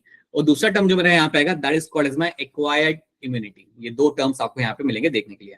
तो हम यहाँ पे ध्यान देते हैं हमारे इनेट इम्यूनिटी के ऊपर। तो ये होती है बाय बर्थ, ये जो इम्यूनिटी आपको मिल रही है आपको यहाँ पे, आपको बाय बर्थ आपको यहाँ पे मिल रही है। सो राइट फ्रॉम द बर्थ आपके पास पहले से ही कुछ इम्यूनिटी आपके पास होगी, क्योंकि आपको एनवायरमेंट के अंदर सर्वाइव करना है। So by birth you will have certain amount of immunity, उसको हम बोलते हैं यहाँ पे as a innate immunity. That's one thing you have to know that. Second चीज आपको याद रखनी है कि इनेट इम्यूनिटी के अंदर क्या मिलेगा आपको, दैट ये नॉन स्पेसिफिक होती है। The innate immunity is always going to be non specific. So innate immunity is always going to be non specific. तो ये बात आपको यहाँ पे याद रखनी है कि आपकी जो इम्यूनिटी आपको यहाँ मिलेगी आपकी नॉन स्पेसिफिक। इसका मतलब यहाँ पे क्या होता है, तो जब बेबी का बर्थ हुआ उसके अंदर कुछ इम्यूनिटी है, बट वो इम्यूनिटी का कोई ऐसे सर्टेन स्पेसिफिक रोल नहीं है कि वो टाइफाइड को खत्म करेगा, मलेरिया को खत्म करेगा, ऐसा नहीं होता। It's a very baseline immunity या एक जनरल इम्यूनिटी आपको यहाँ पे मिलती है जो स्पेसिफिक नहीं होती। स्पेसिफिक ना होना मतलब वो किसी पर्टिकुलर पैथोजन को मारने के लिए नहीं है, वो एक जनरल प्रोटेक्शन देने के लिए आपके पास है यहाँ पे। तो ये दो चीज आपको यहाँ पे याद रखनी है, that innate immunity is going to be non specific और ये बाय बर्थ आपके साथ आपको मिल जाती है। ठीक है। एक्वायर्ड जो होता है ना, ये आप टाइम के साथ साथ गेन करते हो। समझो अगर पानीपुरी जाके खा रहा हूँ, राइट, हमेशा मुझे एक ही एग्जांपल दिमाग में आता है। अगर मैं जाके खा रहा हूँ और मुझे टाइफाइड हो गया, राइट, तो टाइफाइड होने के बाद मेरे बॉडी को लगभग हफ्ता लगेगा, उतने में वो मेरे टाइफाइड के बैक्टीरिया को खत्म कर देंगे, मेरे इम्यून सेल्स टाइफाइड के बैक्टीरिया को खत्म कर देंगे। तो उसके बाद क्या होगा, अगर वापस से कभी टाइफाइड वाला बैक्टीरिया आया 6 महीने बाद, so my body cells will be able to deal with that bacteria very easily और उसे वो फटाफट खत्म कर देंगे। तो यहाँ पे क्या हुआ, मैंने इम्यूनिटी गेन की। कैसे गेन की, एनवायरमेंट में रह के। when I'm exposing myself to the pathogens, तो उनके साथ इंटरेक्ट करके, उनके साथ रह के what actually happen, जनरली मेरी इम्यूनिटी बन रही है, कुछ पैथोजेंस को लेके मैंने अपनी इम्यूनिटी बना ली है। तो उसको हम बोलते हैं यहाँ पे एक्वायर्ड इम्यूनिटी। ये आप गेन करते हो, ये आप एनवायरमेंट से आप गेन करते हो। This is something you are going to gain with the course of time. जैसे अगर आपको एक बार हो गया ट्यूबरक्लोसिस, तो वो वापस नहीं होगा। क्यों नहीं होगा, बिकॉज आपने इम्यूनिटी एक्वायर्ड कर ली। अब आपके बॉडी को मालूम है कि अगर मायोबैक्टीरियम बॉडी के अंदर आया तो कैसे उसे डील करना है, and with in a fraction of minutes उसको हम वहां पे न्यूट्रलाइज कर देंगे। So there is something you gain from the environment. So you gain from, I won't say environment, there is something you are going to gain with the course of time, you gain with time. ठीक है। तो पहले तो हमारा यहाँ पे काम होगा, ध्यान देना मेरे यहाँ पे इनेट इम्यूनिटी के ऊपर। So that is something will be focus, it is something you are going to gain with time. अभी हम हमारा ध्यान देते हैं यहाँ पे इनेट को लेके। ये वाले दो टर्म्स आपको यहाँ पे क्लियर है, नॉन स्पेसिफिक और बाय बर्थ वाली चीज आपको यहाँ पे समझ आ रही है? Is this clear to you? Yes, sir. Yes, sir. Yes, sir. Yes, sir. शांत लग रहा है वैसे आज, सब ठीक है? सबके स्कूल में सब ठीक है? Why do आज कुछ ज्यादा ही सब लोग शांत हैं, स्ट्रेंजली। ऑलराइट, ठीक है, okay. So now let's have a look. Innate immunity में आपको क्या क्या मिलता है हम यहाँ पे देख लेते हैं। It is present at a time of birth, non specific and provides different kind of barrier to the foreign agent. So ये बैरियर क्रिएट करते हैं ताकि फॉरेन बॉडी आपके अंदर यहाँ पे आपकी ना आ सके। तो इसमें कुछ टाइप्स आपके यहाँ पे होते हैं, let's see them. You have physical barrier, physiological barrier, cellular barrier and cytokine barrier. These are the 4 barriers you will have in terms of your innate immunity को लेके। These are the 4 barriers you will get to see. ठीक है। तो ये चीज आपको यहाँ पे याद रखनी कि आपके 4 बैरियर्स आपके यहाँ पे हो जाएंगे। अब हम क्या करेंगे, इन बैरियर्स को हम यहाँ पे सीखेंगे। So let's start with the physical barrier. So let me start over here with the physical barrier. तो जब मैं फिजिकल बैरियर की बात करता हूँ तो ध्यान से सुनना, यहाँ पे आपकी 2 चीजें आती है। एक आपका यहाँ पे आएगा स्किन। स्किन आपका एक ऐसा बैरियर है जिसको क्रॉस करके आना पड़ता है आपके बैक्टीरिया या किसी पैथोजन को बॉडी के अंदर, तो जो नहीं कर सकता। जब तक आपको कोई कट ना लगे तब तक कोई बैक्टीरिया वैसे अंदर आ नहीं सकता। तो skin becomes one of the barrier. इसके थ्रू कोई भी पैथोजन, कोई भी टाइप का लाइक बैक्टीरिया, वायरस, प्रोटोजोन आपकी बॉडी के अंदर डायरेक्टली एंटर नहीं कर सकता स्किन को ओपन करके। तभी इन्फेक्शन हो सकता है जब आपके स्किन में कट लगाओ, तब कोई बैक्टीरिया आपके बॉडी के अंदर आ सकता है और एल्स नहीं आ सकता। तो skin is my first barrier, पहला लाइन ऑफ बैरियर मेरे यहाँ पे स्किन रहेगा। सेकेंड चीज आपको क्या मिलती है यहाँ पे, सेकेंड चीज is going to be mucus coating. You will have the mucus coating You will have a mucus coating in 3 regions. 3 areas के अंदर आपको म्यूकस कोटिंग आपको यहाँ मिलेगी। एक आपका यहाँ पे होगा GI tract, gastro intestinal tract. GI tract मतलब आपका फूड पाइप, जीआई ट्रैक्ट मतलब आपका फूड पाइप, माउथ से लेके एनस तक वाला जो आपका पूरा ट्रैक्ट है उसे हम कहते हैं जीआई ट्रैक्ट। तो इसके अंदर आपको म्यूकस की लाइनिंग आपको मिलती है। इसके अंदर जो आपको क्या मिलेगी, आपको म्यूकस की बहुत ज्यादा आपको कोटिंग आपको मिल जाएगी। Then you also have a respiratory tract. आपका जो रेस्पिरेटरी ट्रैक्ट होता है वहां पे भी आपको म्यूकस की कोटिंग आपको मिल जाती है। एंड उसके साथ जो आखिरी जो ट्रैक्ट है जहां पे आपको डालनी है कोटिंग, वो आपका रहेगा यहाँ पे यूरोजेनाइटल ट्रैक्ट, यूरोजेनाइटल ट्रैक्ट। अब आप सोचो इस बात को कि ये आपके 3 वो रीजन है जहां से कोई भी पैथोजन आपके बॉडी के अंदर एंटर कर सकता है। माउथ या इनस वाले एरिया से एंटर कर सकता है, रेस्पिरेटरी ट्रैक्ट से एंटर कर सकता है, या यूरोजेनल ट्रैक्ट से भी कोई भी बैक्टीरिया पैथोजन आपका एंटर कर सकता है। तो इन सारे ट्रैक्ट्स के अंदर, ये सारे चैनल्स के अंदर आपको क्या मिलेगा, you will have the mucus coating. आपका म्यूकस का कोटिंग आपको मिलता है उनके अंदर। अब म्यूकस का कोटिंग कराने का यहाँ पे फायदा क्या, द क्वेश्चन इज कि अगर मैं यहाँ पे इन सब के अंदर म्यूकस की कोटिंग अगर मैं यहाँ पे लगा रहा हूँ, if you have the mucus की कोटिंग इन सारे ट्रैक्ट्स के अंदर, तो इसका यहाँ पे वो एडवांटेज यहाँ पे क्या मिलता है। तो याद रखना कि म्यूकस जो यहाँ पे आपको मिलेगा, इसका काम होगा ट्रैप करना पैथोजेंस को। अगर आपके नाक में से कोई बैक्टीरिया एंटर कर रहा है तो उसे म्यूकस पकड़ लेता है, उसे वहां पे जो म्यूकस होगा वो पकड़ लेगा। So basically it is known for the trapping of the pathogens, it is known for the trapping of pathogens. Similarly अगर आपके माउथ से अगर कोई अगर एंटर करता भी है पैथोजन, तो कई बार उसको फूड पाइप के अंदर उसे आप ट्रैप कर लेते हो। सो सिमिलरली याद रखना कि म्यूकस का काम यहाँ होता है ट्रैप करना, कोई भी अगर बाहर से फॉरेन बॉडी आ रही है उसे पकड़ लेना ताकि वो अंदर तक ना जा पाए। ये होता है हमारे यहाँ पे फिजिकल बैरियर।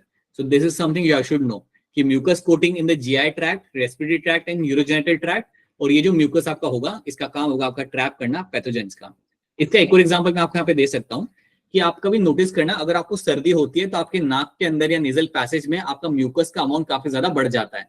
अगर आपको कभी सर्दी हो रही है, अगर आपको काफी ज्यादा अगर आपको इन्फ्लुएंजा है या कुछ, अगर आपको नेजल पैसेज में कोई अगर पैथोजन अगर आपका आ चुका है, देन आपके नेजल पैसेज में you will have a much more high amount of mucus. अब ये ज्यादा म्यूकस आपकी बॉडी बनाती क्यों है, वो इसलिए बना रही है ताकि कोई दूसरा पैथोजन आपकी बॉडी में एंटर ना कर सके। ऑलरेडी आपका यहाँ पे इन्फेक्शन हो चुका है, ऑलरेडी कोई तो भी आ चुका है अंदर, you don't want to catch any other pathogen entering inside the body, इसलिए आपको इतना सारा म्यूकस आपके नोज के अंदर मिलता है ताकि वो ट्रैप कर सके एनी फॉरेन पार्टिकल को। So everything has a reason over there. Similar चीज आपको मिलेगी आपकी जीआई ट्रैक्ट के अंदर, सिमिलरली आपको मिलेगा यूरोजेनिटल ट्रैक्ट के अंदर भी। ठीक है, तो ये बात आपको यहाँ पे याद रखनी है। This is one thing you have to understand. तो देखो फिजिकल बैरियर में याद रखना है, you will have a skin and you have this mucus lining the respiratory, gastrointestinal and urogenital tract. तो यहाँ पे आपके म्यूकस की कवरिंग आपको मिल जाएगी जिसका काम होगा ये ट्रैप करना पैथोजेंस को। क्या ये बात आप सबको समझ आ रही है? Is this clear to all of you? Yes, sir. Yes, sir. Yes, sir. Next is going to be physiological barrier. अब फिजियोलॉजिकल बैरियर में आपको यहाँ पे क्या मिलेगा देखने के लिए, दैट अगेन दिस समथिंग जिसको आप रिलेट कर पाओगे। आप जानते हो कि आपके स्टमक के अंदर, अगर आपने 9th या 10th में पढ़ा होगा, क्योंकि अब 11 से तो हट चुका है वो, तो in the stomach what you will get to see, you have a presence of gastric juice. ये नाम से आप वाकिफ होंगे बचपन में, something like your gastric juice. अगर आपको याद हो, अगर आपने फ्लैशबैक अगर आप जाते हो तो गैस्ट्रिक जूस जो आपको मिलता है आपके स्टमक के अंदर, इसका पीएच काफी लो होता है। The pH of the gastric juice will be somewhere around I would say 1 to 2, 1 से लेकर 2 के बीच में आपका इसका यहाँ पे पीएच होगा। तो पीएच आपका यहाँ पे काफी लो होता है। तो ये बेसिकली होता क्या है, the gastric juice over here is going to be acidic in nature. तो इसका एक काम ये भी होता है कि अगर कोई खाने के साथ अगर आपके 2-4 माइक्रोब अगर बॉडी के अंदर आ गए तो उसको वो एसिडिक नेचर से वो न्यूट्रलाइज कर देगा। सो that is my physiological barrier. तो आपका जो एसिडिक जूस जो आपको यहाँ पे मिल रहा है ना, the acidic juice which you get over here in the gastric juice, में जो एसिडिक जूस नहीं है बट एसिडिक जो कंडीशन है, because you have a low pH. Because अगर आपको याद हो तो आपके स्टमक के अंदर आपको मिलेगा यहाँ पे HCl। HCl is something you will find in the stomach, और वही आपकी ये एसिडिक कंडीशन को बनाता है। तो इसका काम यही होता है कि अगर कोई फॉरेन पार्टिकल अगर आ गया उसको आप वहां पे न्यूट्रलाइज कर दोगे। So that's the role of the gastric juice. So this is one of the physiological barrier. दूसरा एग्जांपल आपका यहाँ पे आ गया फिजियोलॉजिकल बैरियर का, that is going to be the saliva in the mouth. Saliva in mouth.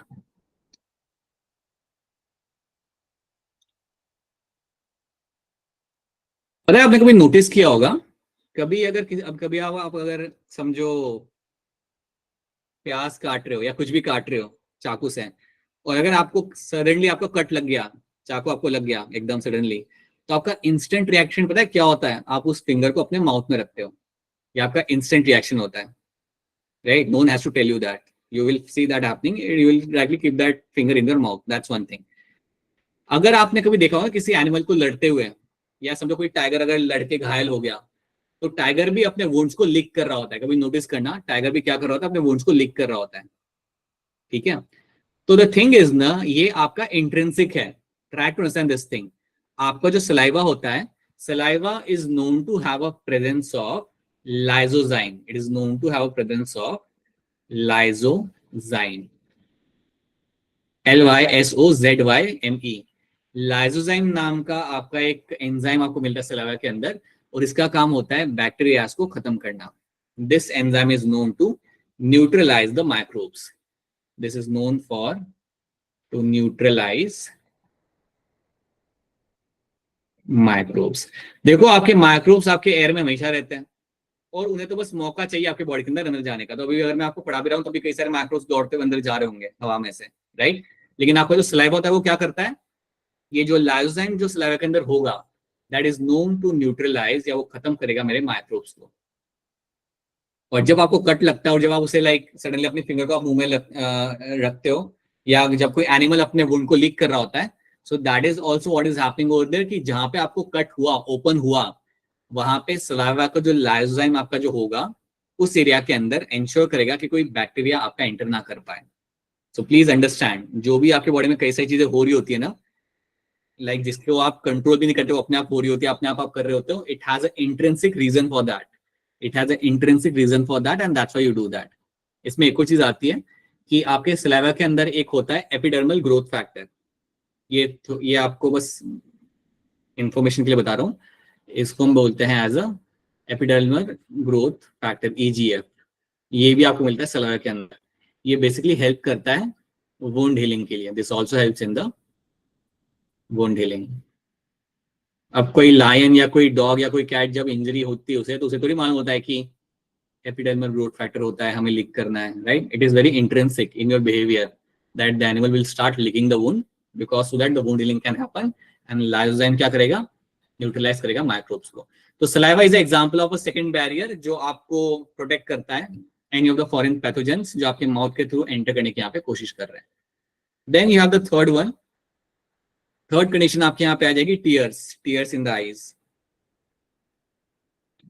Tears in your eyes. आप कभी notice करना, अगर आपके आईज में अगर कोई चीज जाती है या धूल मिट्टी भी अगर जाती है ना, सडनली आपके आंखों में से पानी निकलने लगता है, या आपके आंखों में काफी ज्यादा पानी आ जाता है। उसका रीजन यही है that your eyes are trying to wash out anything. So tears जो आपके यहाँ पे they actually wash out anything which is there in the eye. So that is also one of the way through which you can avoid entry of any kind of pathogens. So it washes out the eye. It is actually is going to washes out the eye. That is something you have to know. तो ये आपके यहाँ पे तीन barrier आपके यहाँ पे हो गए, stomach, saliva and tears.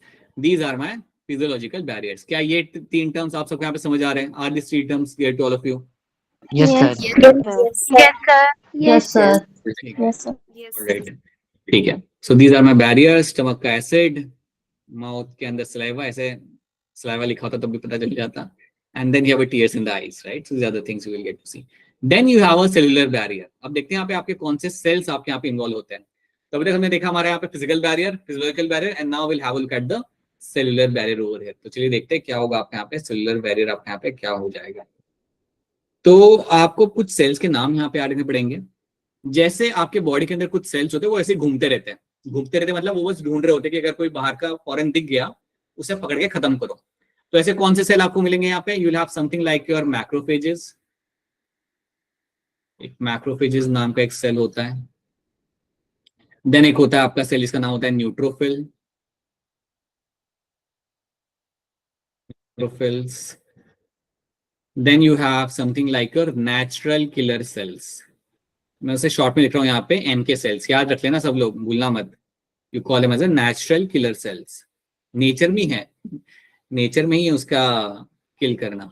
It is a type of a lymphocyte. It is actually a type of lymphocyte. The type of lymphocyte. ठीक है. And then you also have something like your macrophages. Sorry, वो तो मैं लिख दिया. Monocytes. एक sales होता है आपके यहाँ पे मोनोसाइट्स. अब मोनोसाइट्स आपका दिया तो हुआ है आपके एनसाइड के अंदर, लेकिन आपको एक बात बताता हूँ इसमें होता क्या है. मोनोसाइट्स जो आपके होते हैं ना, वो ही कन्वर्ट होते हैं और उनमें से ही आपका मैक्रोफेज बनता है. मोनोसाइट्स से आपके वहां पे होते हैं, they will convert into your macrophages. मतलब it's like Peter Parker Spiderman होता है ना, वैसी वाली चीज है ये. In case you understand what I am saying.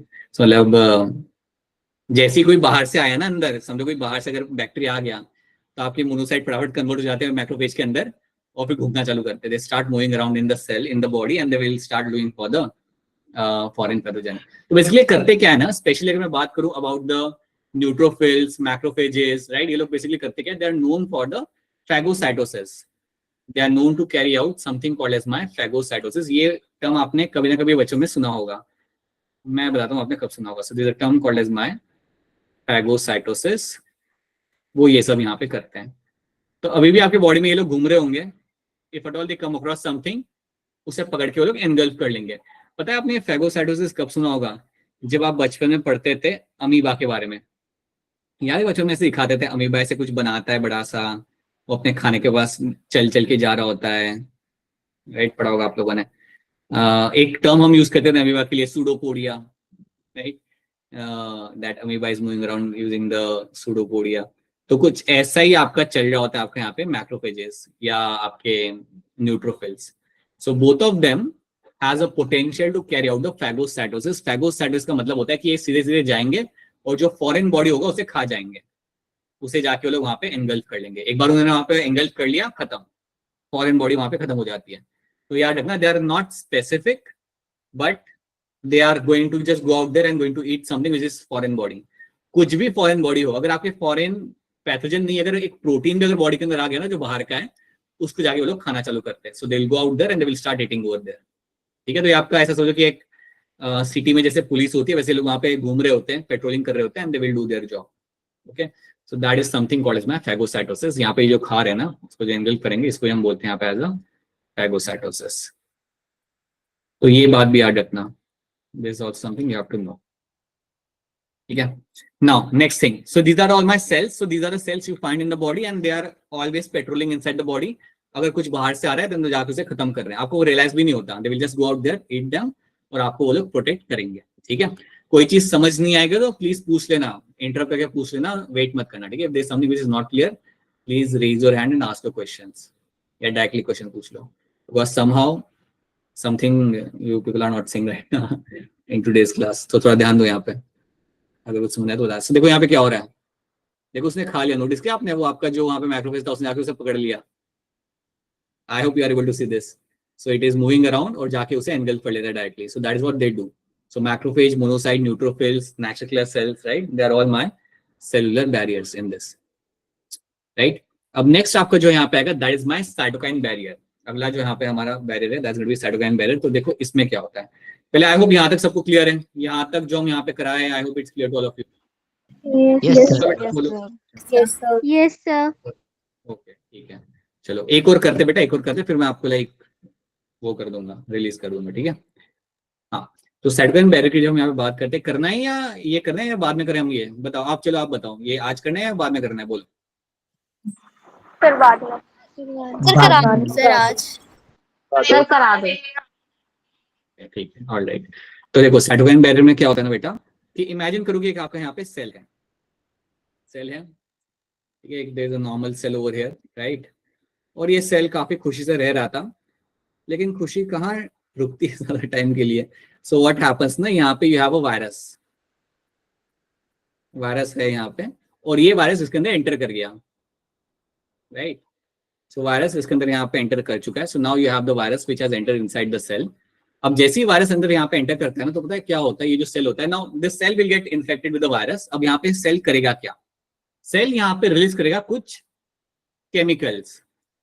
Cell यहाँ पे रिलीज करेगा कुछ केमिकल्स. मैं कहता हूँ सेल यहाँ पे कुछ प्रोटीनेशियस कंटेंट यहाँ पे रिलीज करेगा, जिसको हम बोलते हैं यहाँ पे साइटोकाइंस। तो ये आपका सेल यहाँ पे क्या करेगा, it will start releasing something, it will start releasing some यहाँ पे प्रोटीनेशियस स्ट्रक्चर, और ये जो केमिकल प्रोटीन यहाँ पे ये जो रिलीज कर रहा है सेल मेरा यहाँ पे, these are called as my cytokines. इनको हम बोलते हैं यहाँ पे एज अ साइटोकाइंस। अब ये जो साइटोकाइंस आपके यहाँ पे रिलीज किए जा रहे हैं, right, these are some chemicals, just take it as some chemical proteins which are coming out from the cell. अब ये जो साइटोकाइंस होते हैं ये करते क्या है, they are like signalling molecules. ये साइटोकाइंस पास वाले सेल को जाके बोलेंगे कि आप रेडी हो जाओ, क्योंकि वायरस की एंट्री हो चुकी है मेरे अंदर और ये अब आपके पास भी आएगा। So now this cytokines will go and tell the nearby cells, ये जो साइटोकाइंस आपके यहाँ पे होते हैं, they will go and tell the nearby cells to protect itself from the viral infection. ये होता है यहाँ पे। तो ये जाके सेल को यहाँ पे जाके बोलेगा कि there is a invasion of a virus and now this information, ये साइटोकाइन की वजह से हमने यहाँ पे एक इंफॉर्मेशन यहाँ पे सेल की मेरे अनअफेक्टेड सेल के साथ, और जैसी इंफॉर्मेशन मुझे शेयर की जा रही है इस अनअफेक्टेड सेल के साथ, whenever this unaffected cell gets the information, तो अब यहाँ पे क्या होगा, now what will happen over here, कि ये अपने आप को बचाने के लिए अपनी तैयारी चालू कर देगा। So what will it will do its job, it will do its functioning, it will do some kind of barrier यहाँ पे क्रिएट करेगा ताकि वायरस इसके अंदर एंटर ना कर सके। ठीक है, तो अनअफेक्टेड सेल को यहाँ पे सिग्नल मिल चुका है, और जैसे यहाँ पे सिग्नल मिला तो वो फिर अपने आप को बचाने की तैयारी यहाँ पे चालू कर लेगा। It will create some barrier, और उस बैरियर की वजह से आपका जो वायरस है वो इसके अंदर आपका यहाँ पे एंटर नहीं कर पाएगा। तो ये चीज आपको यहाँ पे होते हुए आपको यहाँ पे ऐड रखनी है। These are the things you have to understand, right? So when the virus enters over there and the cytokines are released, and this cytokine will go and tell the other cells to protect itself. This cytokine will go and tell the cells to protect itself.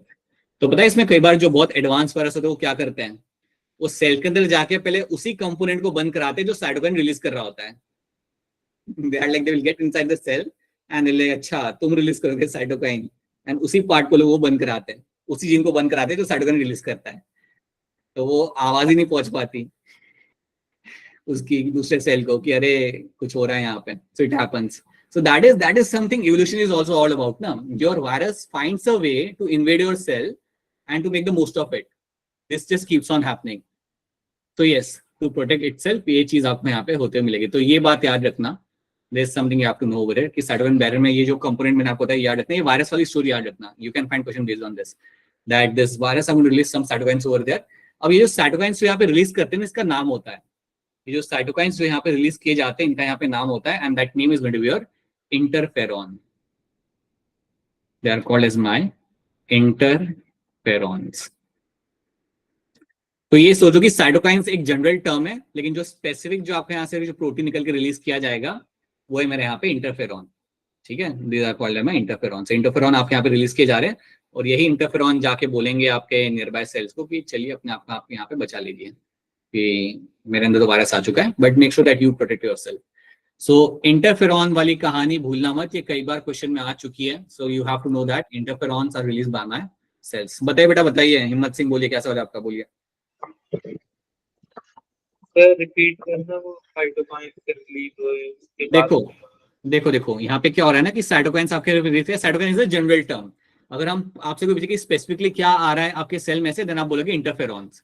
जैसे ही virus का यहाँ पे infection हुआ, invasion यहाँ पे हुआ, तो आपके इंटरफेरॉन्स आपके यहाँ पे रिलीज किए जाएंगे by the cell, and those interferons will go and tell the nearby cells to protect itself from the disease, to protect itself from the invasion of the virus.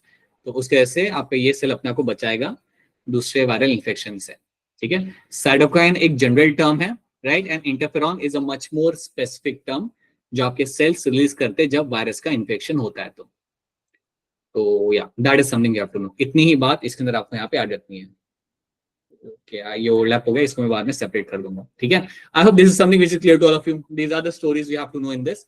और यहाँ पे आपके सारे के सारे इनेट इम्यूनिटी के बैरियर्स जो हमने यहाँ पे देखे थे वो आपके यहाँ पे खत्म हो जाते हैं। So now we have done all the barriers, we have done the cytokine, physical, physiological as well as your cellular barrier. तो ये सारे बैरियर्स हमने यहाँ पे देख लिए। इतने आपको याद रखने हैं और इनमें से आपके सवाल बन के आ सकते हैं। तो जब मैं अगली बार आपको मिलूंगा, will start with the acquired immunity, और हाँ, ये थोड़ा like this is a topic which you have to understand a bit. एक बार आप उसे समझ गए देन आप कोई भी कंडीशन कैसे हो रही है वो आप समझ सकते हो। सो इसका एक बार आपको फाउंडेशन मिल गया ना कि कैसे होता है, then you'll understand everything after that. It's all downhill after that. Simple है। So yeah, that is something we have done. Alright then, अगर आपके कोई सवाल है तो आप अपने क्वेश्चन आप यहाँ पे पूछ सकते हो। Now, if anyone has any kind of question, then please go ahead and ask a question. We can use the last 7 minutes for getting your questions. अच्छा, और पहली चीज, क्या सबको यहाँ तक चीजें समझ आ चुकी है? Are the things clear to all of you? यहाँ तक? Yes, sir. Yes, sir. Yes, sir. Alright, ठीक है। ऑलराइट, ठीक है। या सो मैं आपके साथ ये शेयर कर दूंगा, असाइनमेंट शेयर कर दूंगा। सो प्लीज सॉल्व करिए सब लोग and please share that with me. आदत लगा लो ये कि असाइनमेंट कर लिया, फोटो खींच के भेज दिया, खत्म। ये प्लीज डू दैट। सो या दैट्स। अच्छा, आप लोग चैट में भी आंसर करते हो? सर ह्यूमंस की भी, हाँ बेटा, ह्यूमंस की भी डिवॉल्विंग की टैबलेट्स होती है, बिल्कुल सही। या ह्यूमंस की भी होती है, राइट। सर स्क्रीन शो नहीं हो रही। अच्छा, ऑलराइट, ठीक है।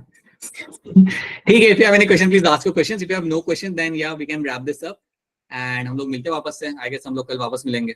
So चलिए, do have fun, do take care, मिलते हैं वापस से कल। चलो, bye everyone. If you have any question ask or else yeah you can drop off. Bye, sir. Bye, sir. Bye, sir. Bye. Bye. Bye. Good night. Bye, sir. Bye, sir. चलो, bye Abhishek. ठीक है, चलिए, bye Dishanshika and Paridhi and Bye, sir. Good night, sir. Bye, good night.